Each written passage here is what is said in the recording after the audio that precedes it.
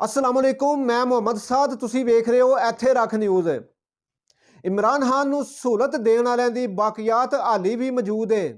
मरियम नवाज ने बेवसी जही press conference करते होया अदालत ते इमरान खान उत्ते इल्ज़ाम तरोक दिते। मरियम नवाज ने आख्या अमरीकी ज़लमे हलीलजाद के बयान तो बाद हुण पता लग्या इमरान खान का गाडफादर कौन है। जमान पार्क लाहौर विच जो कुछ वेखण नूं लभ्या मुल्क के इतिहास विच कदी भी इंज नहीं होया। सियासतदान ते किसी खास मकसद लई फए लगना भी कबूल कर लैंदे ने। सियासी आगुआं ने जमहूरीयत लई बड़ियां कुर्बानियां दित्तियां होईयां ने ते ਇਹ अपने फड़े जाण नूं बचण लई इंज दीयां हरकतां कर रहा है। मरियम नवाज शरीफ ने आख्या जमान पार्क विच रियासत के खिलाफ आम बगावत होई। अपने आप नूं सियासी आगू आखण वाले दीयां हरकतां सारियां ने वेखियां। इमरान खान ने रियासती रिट नूं तड़ी लाई है, बगावत नूं हवा दित्ती, कानून के मूहरे पेश होने तो बचण लई रियासत उत्ते ही चढ़ाई कर दी। मसला जत्थियां ने पुलिस नूं वटियां ते डांगां नाल मारिया। नून लीगी आगू ने आख्या इस जमात की तरीख विच यह पहली बारी नहीं होया।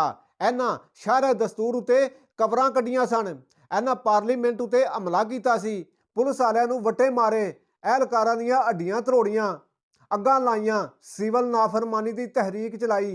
उस वेले भी इन्हां नूं सत्ती सवित्री मतलब सादक मीन की सनद दी गई अते इस वेले भी इनू सहूलत देण वालिਆਂ ਦੀ बाकियात मौजूद है। अगे आंदियां ने इमरान खान नूं अदालतां बुला रहीआं ने ते यह पेश ही नहीं हो रहा। ज़लमे हलीलजाद का बयान इहदे हक विच आ गया।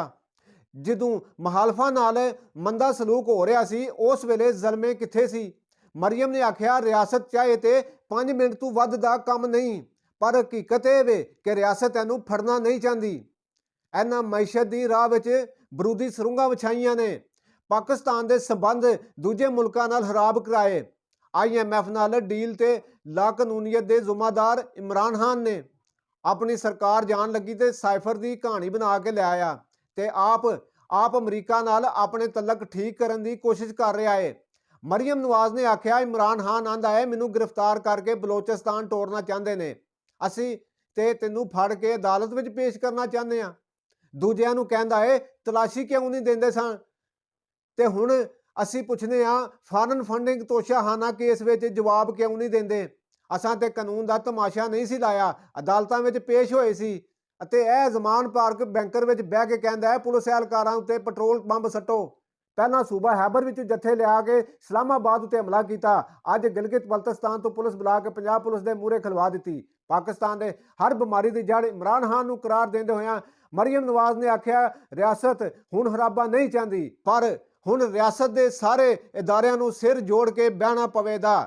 रियासत नूं PTI दे उत्तों सियासी जमात का लेबल हटाना पवेगा ते इहदे नाल दहशतगर्द जमात के तौर उत्ते डील करना चाहिए।